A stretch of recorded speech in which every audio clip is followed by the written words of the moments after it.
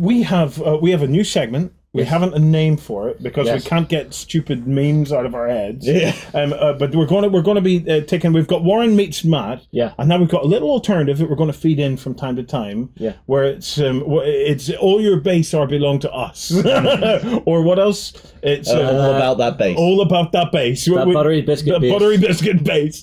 We're going to have a look at some bases. Just put your suggestions in below for that day. Right. Do you want to go first? Yeah. So we're going to be featuring microarts for this one. Yeah. Okay. So we've all got microarts, but everybody knows that my horrid dead little soul has belonged to Chaos for years. So obviously, I'm going to pick Chaos bases. Right. Okay. So what did you go for? So these are actually really lovely, nice and spiky. So be careful not to poke yourself. Yes. And I need to see if I can get the spikes to not hang up on the bag. Okay. Yeah. They are super spiky. What's those spikes don't hurt your bag now? So. Aye. Okay. There we go. Right. Yeah.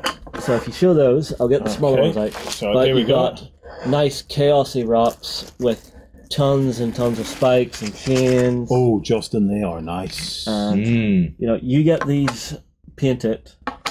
Get a bit of a dry brush of silver onto the chains, and then grab yourself something like a Null Oil or a Strong Tone from the Army Painter. Yeah. And those are going to come up gorgeously. So I would probably prime black, dry brush grey across the rocks, maybe 2 layers of dry brushing, then get the silver down, and then wash the lot, black the rim, and you're done. Do you know what else would look really, really effective on this? What's better? If you primed it all like a desert yellow, okay, or a brown, and dry brushed the sand bits desert yellow, then painted the rocks jet black. Ooh, Obstin. Okay. Oh, that could be sexy. Maybe give them a bit of a light grey dry brush just to give them a bit of texture, and then rust all of the chains. And that way you would have that desert with black rocks. It'd be such high contrast. You could also that would also look good in Dark Age, wouldn't it? Yes. Yeah. Very much so. That was my first thought when they cropped out. You could also do a green on the raised rocks. Yeah. And make it a little more Necron-y. You could, yeah. So make the rocks green with a bit of glow on them. Yeah. Or make it more nurgly, make it slimy and sickly in between them, because you've got some effect paints out there in the market now. Mm-hmm. So what models would you choose for this range? Wow. Maybe not these bases in particular. No, but this but this particular range, because they do lots of different base sizes and stuff. Yeah, personally, I would extensive suggest range. Chaos Demons would be great for this. Oh, jeepers! Look at it. Just look at the texture and the detail on that. Yeah, you can even see the roughly carved. You've got almost Chaos stars mixed in there. Yeah.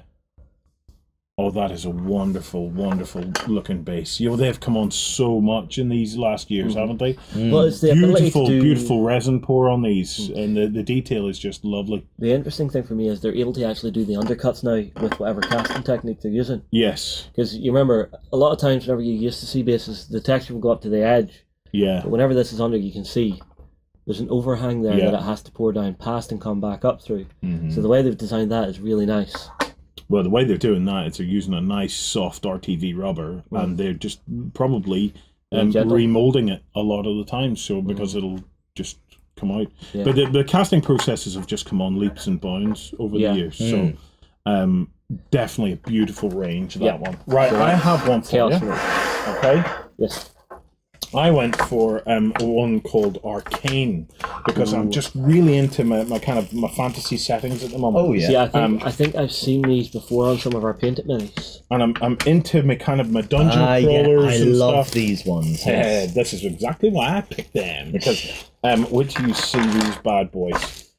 So I'm into my dungeon crawlers. Yes. I'm trying to get us a cool game of Hero Quest and stuff recently, and I thought to myself, if I want to have a look at some bases, I want to have a look at some bases that will work in dungeons and things, because I find dungeon-y style bases to be so flexible. So when you see these, and they're very easy for basing on. Yeah. So these are the Arcane range.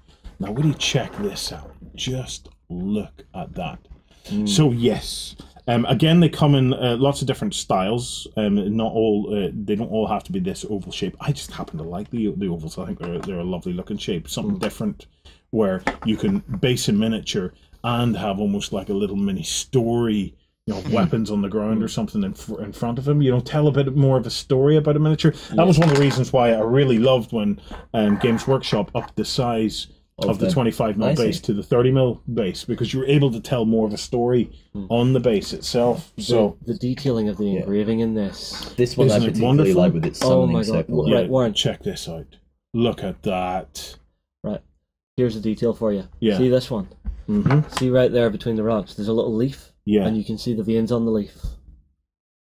I'm not sure if you can see it on camera, but you can see the veins on that leaf. Goodness me, right in there. So yeah, you can. That's incredibly skillful. And there's another wee leaf there. Yeah, but I tell you what, these would be great for. You see, if you wanted to practice doing like magical glows with an airbrush, get yourself a ton of these and just start practicing. I tell you what I would love. Like you're asking what models I would put on this. I'd very, very happily put my Stormcast Eternals onto these bases. I think Stormcast Eternals on this kind of stuff would look amazing. I tell you who else would look absolutely cracking on bases like this. Obviously the right shape and size. Dark Angels. Nice. That's a fair one. Dark Angels would look amazing on these. Anything Cthulhu role-playing related. Yeah. Or if you want to do some Weird World War. Ben? Yeah, I was looking at the arcane base you're talking about there. I think they'd be really cool for, obviously we've got Confrontation Kickstarter that's on at the moment. They'd really work nicely with the Rackham stuff. I think that'd be really cool. Yes. Yeah. Yes. So. I would even say Malifaux, maybe. Yeah, even Malifaux, actually. That's the great thing about this particular style of base, though, is it is highly, highly versatile. I want the rest of this. I want to see the other shapes and sizes of this particular type, because I just look at it. The details and the sculpting is just beautiful. You see, you could stick like monsters and stuff onto this as well. If you had like a Chaos Space Marine army, put some blood spatters down on it, make it look like they're invading a city. Yeah. Oh, do you know who else would go well on that? Grey Knights. Yeah. Oh, it's just a gorgeous. Right. Pick. Yeah. Sambo, what did you go for? My one is also a bit chaotic, but I've chosen it because of the potential I see in it. Right? Yeah. Okay. So these are the possessed bases. Now, can I just say, I'm putting these all back in my bag. Don't touch. Nobody is to touch these. These are now mine, and I will be using these. Right. Bit of advice. Do not touch. Lick your bag. There you go. Now no one's going to touch it. It's all well and truly licked. It is safe. Okay. You do know I'm the one who has to organise all this stuff. Right? You have a bigger vision now, so we don't touch those. Okay. Well, I don't want to get a reputation of being a bag licker now, so it's like... Come on, Sam, whip your bag out there. Do we see what we've got?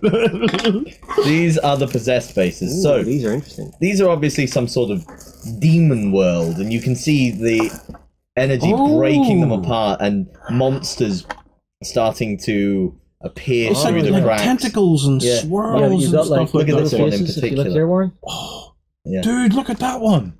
See, you have little faces coming out. Yeah. Look at that one's got a big face coming out. I thought that was like water, but it's even cooler than water, isn't it? It is supposed to be like magic, and there's demons hidden in it. Hence, it's called the possessed, and it is very cool. However, I would not use them for something chaotic. Right. No.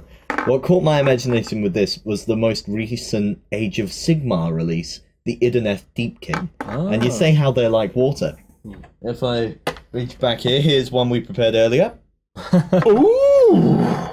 Nice. Now, so, this is one of the Idoneth Deepkin. And in their backstory, in order to bring their sea creatures on land and everything, they use magic to summon an etheric ocean wherever they go. Basically mixing air and water. Oh, Sam, these are perfect for that.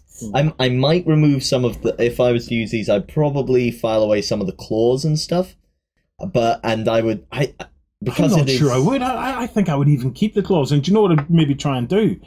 It would be very difficult to do. You need to be a really good painter. But I'd freehand little patterns on the claws. Little magical kind of like designs, white designs and stuff on the actual claws. The creatures from the deep appearing. Yeah.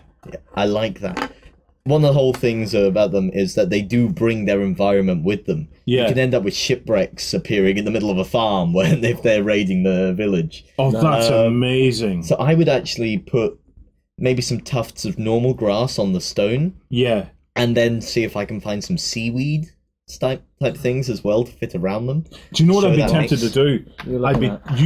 You need to sit down with John and learn a little bit of airbrushing. Sam, I've been dying to do right that. because this stuff here, if you airbrushed up, right, and Zenith up, or did all the kind of the watery kind of stuff in a glowy kind of airbrushy effect, and then hand painted out the rock areas, it would look like glowy, ethereal kind of mystical waters and stuff going over the land. I think that could be incredible. I think you could get that effect without your airbrush. Or no, but the airbrush will give it a really glowy, ethereal look.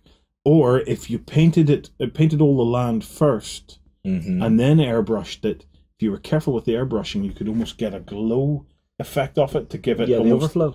Almost a kind of like a source lighting from like the actual water itself. I like that idea a lot. You know, so if you painted your rocks a kind of like a light grey, and then I would after you've done that, I'd put some bits of static grass and stuff here and there. But